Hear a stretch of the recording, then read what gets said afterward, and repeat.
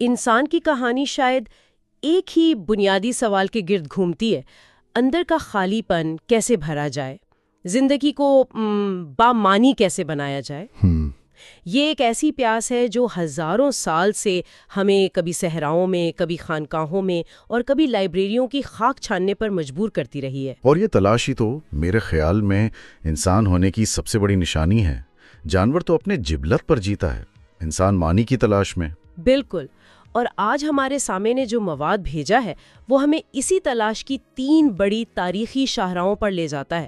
ہم دین، فلسفہ اور تصوف پر ایک گہری نظر ڈالیں گے۔ صحیح۔ ہمارے ذرائع کا مرکزی سوال بڑا دلچسپ ہے۔ اپنی باطنی ضروریات کی تکمیل کے لیے انسان ان تینوں میں سے کس راستے پر چلے؟ اور یہ سوال اس لیے بھی اہم ہے کہ تاریخ میں ان تینوں راستوں پر چلنے والوں نے کامیابیاں بھی سمیٹیں اور ٹھوکریں بھی کھائیں۔ ہمارے ذرائع کا مقصد کسی ایک کو فاتح قرار دینا نہیں، بلکہ اس بحث کو غیر جانبداری سے سمجھنا ہے کہ یہ راستے ہیں کیا، ان میں کیا خطرات ہیں اور آج کے دور میں ان کی کیا اہمیت ہے۔ تو آئیے اس گتھی کو سلجھاتے ہیں۔ شروعات یہاں سے کرتے ہیں کہ یہ تینوں الفاظ دین، فلسفہ، تصوف اکثر ایک ساتھ استعمال ہوتے ہیں۔ جی بالکل۔ کبھی کبھی تو ایک دوسرے کے متبادل کے طور پر بھی۔ تو ان میں بنیادی فرق کیا ہے؟ ان کا یوں کہیے کہ آپریٹنگ سسٹم کیا ہے؟ دیکھیں، یہ سمجھنا سب سے ضروری ہے۔ ان تینوں کا فرق ان کے سرچشمے میں ہے، یعنی ماخوذ علم میں ہے۔ اچھا۔ دین کی بنیاد ہے وحی پر، یعنی یہ علم انسان نے خود دریافت نہیں کیا بلکہ اسے کائنات کے خالق کی طرف سے پیغمبروں کے ذریعے دیا گیا ہے۔ مطلب یہ ایک طرح کا مینوفیکچرر کا ہدایت نامہ ہے۔ بہترین، بالکل یہی۔ یہ بتاتا ہے کہ زندگی کیسے گزارنی ہے، اخلاقیات کیا ہیں اور مرنے کے بعد کیا ہوگا۔ یعنی یہ ایک ٹاپ ڈاؤن اپروچ ہے، علم اوپر سے نیچے آ رہا ہے۔ جی۔ تو پھر فلسفہ اس کے بالکل برعکس ہوا، ایک باٹم اپ کوشش۔ آپ نے بالکل صحیح پکڑا۔ فلسفہ خالصتاً انسانی عقل، منطق اور مشاہدے کی پیداوار ہے۔ یہ ایک ایسے جاسوس کی طرح ہے جو وجود کے جرم کو صرف جائے وقوع پر ملنے والے سراغوں سے حل کرنے کی کوشش کر رہا ہے۔ اچھا، فلسفی سوال پوچھتا ہے میں کون ہوں، یہ کائنات کیوں ہے، سچ کیا ہے، اور پھر ان کے جوابات عقلی دلائل سے تلاش کرتا ہے۔ اس کا منبع باہر سے نہیں، انسان کے اپنے ذہن کے اندر سے پھوٹتا ہے۔ بہت خوب۔ تو ہمارے پاس ایک خدائی ہدایت نامہ یعنی دین اور ایک انسانی عقلی تحقیقات یعنی فلسفہ۔ جی۔ اب اس تصویر میں تصوف کہاں فٹ ہوتا ہے؟ یہ تو ان دونوں سے بہت مختلف محسوس ہوتا ہے۔ تصوف کا محور نہ وحی ہے نہ خالص عقل، اس کا محور ہے باطنی، ذاتی، روحانی تجربہ۔ بالکل، روحانی تجربہ۔ صوفی علم کو پڑھتا یا سوچتا نہیں، وہ اسے محسوس کرنا چاہتا ہے، اسے چکھنا چاہتا ہے۔ اچھا۔ اس کا مقصد ہے تزکیہ نفس، یعنی اپنے باطن کو علائشوں سے پاک کرنا، اور پھر مراقبے، ذکر اور ریاضت کے ذریعے خالق کے ساتھ ایک براہ راست ذاتی تعلق قائم کرنا۔ تو یہ علم کتابوں میں نہیں، دل کی گہرائیوں میں ملتا ہے۔ جی، اسی لیے اسے علم قلبی بھی کہتے ہیں۔ واہ! تو خلاصہ یہ ہوا کہ دین کا انحصار وحی پر، فلسفے کا عقل پر، اور تصوف کا باطنی تجربے پر۔ منزل شاید ایک ہی ہے، حقیقت تک رسائی، لیکن راستے بالکل الگ ہیں۔ اصولی طور پر تو یہ 3 الگ الگ راستے نظر آتے ہیں، لیکن تاریخ میں یہ اتنا سادہ نہیں رہا۔ بڑے بڑے مذہبی علماء فلسفی بھی تھے اور عظیم صوفیہ شریعت کے پابند عالم بھی۔ اور یہیں سے بات دلچسپ بھی ہوتی ہے اور پیچیدہ بھی۔ بالکل، اور یہیں سے ہم اپنے مواد کے اگلے اور شاید سب سے دلچسپ حصے میں داخل ہوتے ہیں۔ ذرائع میں ایک جملہ ہے جس نے مجھے بہت سوچنے پر مجبور کیا۔ لوگوں نے کہاں پر اس میں ٹھوکر کھائی ہے؟ بہت گہری بات ہے، محض ایک ذہنی ورزش بن کر رہ جائے۔ ذہنی ورزش مطلب؟ یہ بالکل زینو کے مشہور پیراڈاکس جیسا معاملہ ہے۔ منطقی طور پر آپ ثابت کر سکتے ہیں کہ ایک تیر کبھی اپنے ہدف تک نہیں پہنچ سکتا۔ اچھا، ہاں، کیونکہ اسے پہلے آدھا فاصلہ طے کرنا ہے، پھر باقی کا آدھا۔ جی، اور یہ سلسلہ لامتناہی ہے۔ یہ ایک بہترین ذہنی کھیل ہے، لیکن حقیقی دنیا میں تیر ہدف کو جا لگتا ہے۔ بالکل۔ یعنی فلسفہ اگر حقیقت اور تجربے سے کٹ جائے तो वो ऐसे ही फिक्री गोरख धुंधों में उलझ सकता है जो रूह को सैराब करने के बजाय उसे थका देते हैं। सही, इल्म तो बहुत जमा हो जाता है लेकिन बातिन की प्यास नहीं बुझती। और फिर क्या होता है? फिर होता यह है कि इंसान शुकूक व शुबहात की एक ऐसी दलदल में फंस जाता है जहां हर जवाब से 10 नए सवाल खड़े हो जाते हैं। सुकून मिलना तो दूर की बात, एक मुस्तकिल ज़हनी बेचैनी उसकी शख्सियत का हिस्सा बन जाती है। वो हकीकत की तलाश में निकलता है और अल्फाज और तसव्वुरात के जाल में खो जाता है। ये तो हुई अक्ल की ठोकर। अच्छा, अब आते हैं तसव्वुफ की तरफ, यानी दिल के रास्ते की तरफ। जी, इसका इन्हिसार ज़ाती तजुर्बे पर है। यहाँ क्या खतरा हो सकता है? यहाँ खतरा फ़लसफ़े से बिल्कुल उलट है।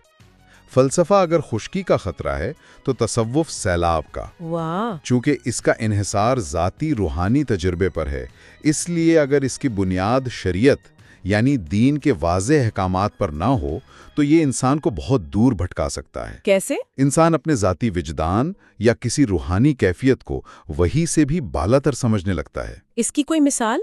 ये गुमराही अमली तौर पर कैसी नजर आती है? देखें, इसकी सबसे बड़ी शक्ल शख्सियत परस्ती, यानी किसी पीर या मुर्शिद की ज़ात को दीन के उसूलों पर तरजीह देना। अच्छा, उनकी हर बात को बगैर दलील के हतमी सच मान लेना। दूसरी शक्ल ये है कि दीन के ज़ाहिरी अहकामात जैसे नमाज, रोज़ा, इनको ये कहकर नज़रअंदाज कर देना कि हम तो हकीकत बातिन तक पहुँच गए हैं, हमें इन ज़ाहिरी खोलों की क्या ज़रूरत है। ये तो बहुत खतरनाक बात है। जी, तारीख ऐसी मिसालों से भरी पड़ी है जहां तसव्वुफ के नाम पर शरीयत से इन्हिराफ किया गया और लोगों ने खुद को हर किस्म की अखलाकी पाबंदियों से आज़ाद समझ लिया। ये एक बहुत अहम नुक्ता है, यानी रूहानी तजरबे की परवाज को शरीयत के रनवे की ज़रूरत है। बिल्कुल, इसके बगैर ये परवाज कहीं भी भटक सकती है। अब आखिरी सवाल, दीन के रास्ते पर क्या चैलेंज है? ये तो वही पर मबनी है, एक मुकम्मल हिदायतनामा। इसमें गलती का इम्कान कैसे पैदा होता है? यहाँ ठोकर वही में नहीं, फर्द के अमल में आती है। अच्छा, दीन पर अमल करने में सबसे बड़ा चैलेंज ये है कि लोग दीन की रूह को समझे बगैर सिर्फ उसके ढांचे और ज़ाहिरी रसूमात को पकड़ लेते हैं। कोई मिसाल दें इसकी? जी, ये बिल्कुल ऐसा है जैसे आप एक गाड़ी को रोज़ पॉलिश करें, उसकी सीटें साफ करें, उसे चमकाते रहें, लेकिन उसमें कभी ईंधन न डालें और ना ही उसे चलाना सीखें। वाह, क्या जबरदस्त मिसाल है। तो नमाज, रोजा, हज जैसी इबादात सिर्फ जिस्मानी मशक़ें बनकर रह जाती हैं? जी, वो अपने असल मकसद से खाली हो जाती हैं, यानी रूहानी तरक्की, अखलाकी पाकीज़गी और खुदा से ताल्लुक़। इंसान समझता है कि मैं दीन पर अमल कर रहा हूँ, लेकिन उसकी ज़िंदगी में, उसके इखलाक में, उसके मामलात में कोई तब्दीली नहीं आती। वो सिर्फ खोल को पकड़े रहता है, मग़ज़ तक नहीं पहुँच पाता और उसकी बातनी ज़रूरत अधूरी रह जाती है। बिल्कुल। तो गोया हर रास्ते में इंतहा पसंदी या अदम तवाज़ुन का खतरा मौजूद है। फ़लसफ़ा महज ज़हनी खेल बन सकता है, तसव्वुफ शरीयत से बेनियाज हो सकता है और दीन सिर्फ बेरूह हुसूमात का मजमुआ बनकर रह सकता है। यहाँ से बात और भी दिलचस्प हो जाती है। हमारे ज़राए में जावेद अहमद गामदी साहब और डॉक्टर इसरार अहमद साहब जैसे जदीद दौर के मुफक्किरीन का जिक्र किया गया है। इस सारी बहस में उनके नामों की क्या अहमियत है? यहाँ हमारे ज़राए हमें माजी से हाल में ले आते हैं। वो इन शख्सियात का जिक्र एक सवाल के तौर पर करते हैं। सवाल के तौर पर? जी, वो ये नहीं बता रहे कि उनकी राय क्या है, बल्कि ये इशारा दे रहे हैं कि इस कदीम बहस को आज के दौर में समझने के लिए इन जैसे मुफक्किरीन के काम को देखना नागुज़ीर है। और ये दोनों 20वीं और 21वीं सदी के इस्लामी फ़िक्र के दो बहुत बड़े सुतून हैं। और मुख्तलिफ सुतून हैं। मुख्तलिफ किस तरह? दोनों का मरकज़ तो कुरान ही है, लेकिन इनके नताइज में इतना फ़र्क क्यों नज़र आता है? फ़र्क इनके मनहज यानी अप्रोच में है। इसे समझने के लिए एक मिसाल लेते हैं, जैसे इकामत दीन का तसव्वुर। ठीक है। डॉक्टर इसरार अहमद साहब के नज़दीक इसका मतलब एक इज्तिमाई सियासी जद्दोजहद के ज़रिए इस्लामी निज़ाम यानी खिलाफत का क़याम था। उनके लिए ये उम्मत का सबसे बड़ा फ़र्ज़ था। यानी एक इनकलाबी रूह थी उनकी फ़िक्र में। बिल्कुल, इनकलाबी रूह और तसव्वुफ के ज़रिए अफराद की तरबियत का पहलू बहुत नुमाया था। और गामदी साहब इसी तसव्वुर को कैसे देखते हैं? गामदी साहब के नज़दीक इकामत दीन का ताल्लुक रियासत से नहीं बल्कि फ़र्द और मुआशरे से है। अच्छा। इसका मतलब है अपनी इनफरादी और इज्तिमाई ज़िंदगी में दीन पर पूरी तरह अमल पैरा होना। ان کے نزدیک ریاست کا قیام اس کا لازمی نتیجہ نہیں بلکہ ایک ممکنہ پھل ہو سکتا ہے۔ تو ان کی اپروچ میں استدلال اور منطق کا زیادہ عمل دخل ہے؟ جی، ان کی اپروچ دین کی اخلاقی اور استدلالی بنیادوں پر زیادہ زور دیتی ہے۔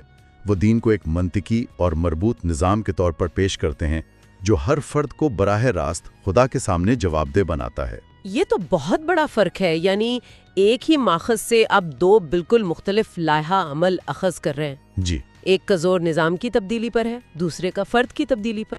بالکل، اور یہیں سے یہ بحث ہمارے موضوع سے جڑ جاتی ہے۔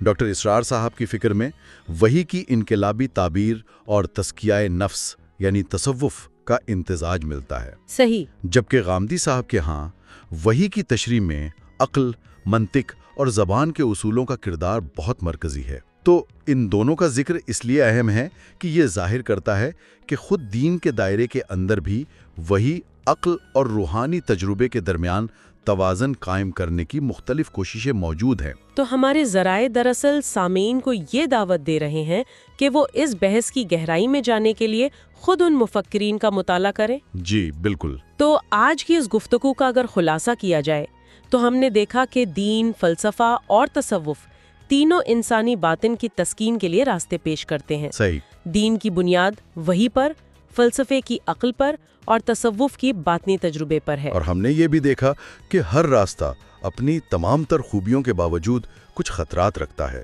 عقل شکوک میں الجھا سکتی ہے، روحانی تجربہ شریعت سے بھٹکا سکتا ہے، اور دین بے روح رسومات میں قید ہو سکتا ہے۔ اور یہ بحث آج بھی اتنی ہی زندہ ہے جتنی 1000 سال پہلے تھی، جس کا ثبوت غامدی صاحب اور اسرار احمد صاحب جیسے مفکرین کے کام میں موجود اختلافات ہیں، جو ہمیں سوچنے کے نئے زاویے فراہم کرتے ہیں۔ صحیح۔ اگر ہم اسے بڑی تصویر میں دیکھیں تو یہ صرف ایک علمی یا تاریخی بحث نہیں ہے، یہ ہر اس انسان کا ذاتی سفر ہے جو آج کے اس شور بھرے دور میں اپنی زندگی میں سکون اور معنی تلاش کر رہا ہے۔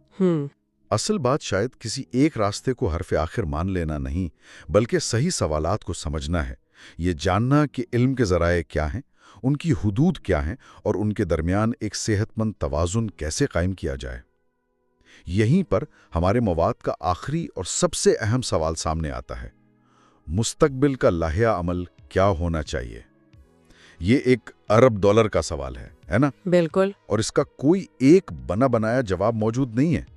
ہر دور اور ہر فرد کو یہ جواب خود تلاش کرنا ہوتا ہے۔ لیکن ہمارے ذرائع ہمیں ایک بہت گہرے اور فکر انگیز خیال کی طرف ضرور اشارہ کرتے ہیں۔ وہ کیا ہے؟ شاید مستقبل کا راستہ ان تینوں میں سے کسی ایک کو مکمل طور پر رد کرنے یا کسی ایک کو آنکھیں بند کر کے قبول کرنے میں نہیں ہے۔ تو پھر راستہ کیا ہے؟ راستہ شاید ان تینوں کے درمیان ایک حسین امتزاج اور توازن قائم کرنے میں ہے۔ اصل چیلنج یہ ہے: کیا ایسا ممکن ہے کہ ہمارا ایمان اندھا نہ ہو بلکہ عقل کی روشنی میں پروان چڑھے؟ اچھا۔ کیا ہماری عقل محض مادی دنیا میں بھٹکتی نہ رہے بلکہ اسے وحی کی رہنمائی بھی حاصل ہو؟ اور کیا ہمارا روحانی سفر شریعت کی مضبوط بنیادوں پر استوار ہو؟ تاکہ وہ ہمیں حقیقی باطنی سکون عطا کر سکے، نہ کہ کسی گمراہی میں مبتلا کر دے۔ یعنی سوال یہ ہے کہ وحی، عقل اور قلب کے ان تین عظیم دریاؤں کو ایک ہی دھارے میں کیسے ملایا جائے؟ یہی وہ سوال ہے جس پر غور کرنے کے لیے ہمارے ذرائع چھوڑ جاتے ہیں۔ ایک ایسا لائحہ عمل جو وحی کی رہنمائی، عقل کی بصیرت اور روحانی تجربے کی گہرائی کو یکجا کر سکے، شاید وہی آج کے انسان کی حقیقی پیاس بجھا سکتا ہے۔